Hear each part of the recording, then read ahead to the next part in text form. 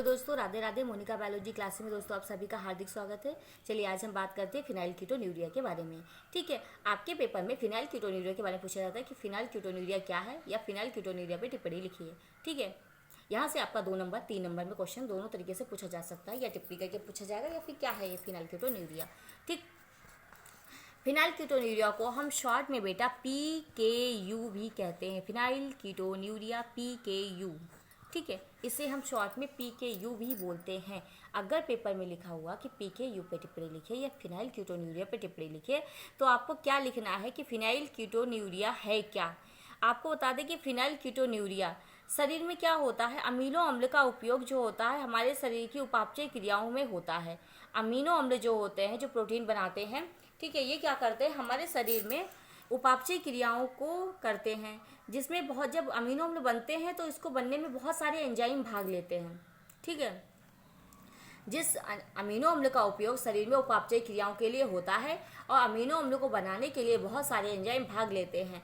जब भी मतलब अमीनो बनना होता है या उपापचय क्रियाओं में जो बहुत सारे एंजाइम भाग लेते हैं, अगर कोई एंजाइम कम हो जाए, एंजाइम बहुत सारे एंजाइम होते हैं, इनका एक चक्र होता है कि एक एंजाइम भाग लेगा, दूसरा भाग लेगा, तीसरा भाग लेगा, तो इस तरीके से बहुत सारे एंजाइम होते हैं। अगर एंजाइम की श्रृंखला में से अगर कोई एक एंजाइम कम हो जाए, ठीक, अगर एंजाइम किसी भी एंजाइम का निर्माण अगर ना हो, एक एंजाइम कम हो जाए, ठीक है भाई, शरीर में एंजाइम चाहिए जो उपापचय क्रियाओं को नियंत्रित कर रहे हैं। अगर कोई एंजाइम नहीं बना या किसी एंजाइम का निर्माण नहीं हुआ, तो यह जो अमीनो अम्ल की जो क्रिया है या उपापचय क्रिया है, यह पूरी नहीं होगी या पूरी नहीं होती है। भाई अगर कोई चीज़ शरीर में एक चीज़ कम हो जाए तो कोई क्रिया अगर हो रही है तो वो कैसे पूरी होगी, नहीं होगी पूरी।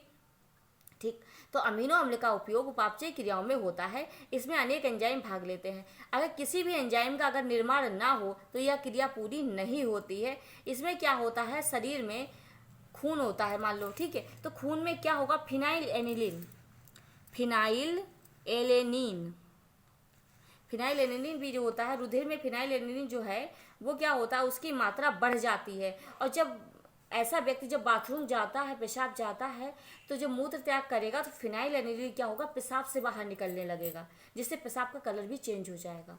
ठीक, तो पेशाब के जरिए यानी मूत्र में क्या होगा, फिनाइल एनिलीन की मात्रा बढ़ जाएगी। अगर पूछा जाए फिनाइल कीटोन्यूरिया में किसकी मात्रा बढ़ जाती है, फिनाइल एलेनिन की मात्रा बढ़ जाती है। अगर ऑब्जेक्टिव में 4 ऑप्शन दिए हैं तो आपको पहचान लेना है कि फिनाइल कीटोन्यूरिया में किसकी मात्रा बढ़ गई, फिनाइल, इसके नाम से निकाल लीजिए फिनाइल कीटोन्यूरिया, तो फिनाइल एलेनिन की मात्रा बढ़ जाती है। इसका स्राव मूत्र से भी होने लगता है। इस अवस्था को हम फिनाइल कीटोन्यूरिया कहते हैं। ठीक है, अगर दिमाग में ना रहे कि हमें क्या लिखना है, तो फिनाइल कीटोन्यूरिया जब भी आता है तो दिमाग में एक चीज़ आएगी कि फिनाइल एनिलीन, फिनाइल कीटोन्यूरिया यानी फिनाइल एलेनिन बढ़ गया। कहाँ बढ़ गया, मूत्र में बढ़ गया। ठीक, तो यानी कि शरीर के अंदर रुधिर में फिनाइल कीटोन्यूरिया में फिनाइल एनिलीन बढ़ गया। फिनाइल से फिनाइल दोनों नाम एक साथ जुड़िए, फिनाइल से फिनाइल हो गया, कीटोन्यूरिया है तो ये फिनाइल एलेनिन है। तो क्या होगा, फिनाइल एलिनिन ब्लड में बढ़ जाएगा, जो पेशाब के द्वारा बाहर निकलने लगेगा, इसे फिनाइल कीटोन्यूरिया कहते हैं। ठीक है, तो चलिए आपको लिखना क्या है फिनाइल कीटोन्यूरिया में, अमीनो अम्ल का उपयोग उपापचय क्रियाओं में होता है, इसमें अनेक एंजाइम भाग लेते हैं, किसी भी एंजाइम का निर्माण ना होने से यह क्रिया पूरी नहीं होती। अब एंजाइम चाहिए अमीनो अम्लों को बनाने के लिए, उपापचय क्रियाओं के लिए एंजाइम चाहिए। अगर कोई एंजाइम नहीं बना तो यह क्रिया पूरी नहीं हुई। इसमें क्या होगा, इसमें रुधिर में फिनाइल एलेनिन, रुधिर में यानी ब्लड में फिनाइल एलेनिन की मात्रा अत्यधिक बढ़ जाती है तथा इसका श्रावण मूत्र में भी होने लगता है। अब पेशाब के जरिए फिनाइल एलेनिन निकलने लगा, मूत्र में भी बढ़ जाता है इसका श्रावण।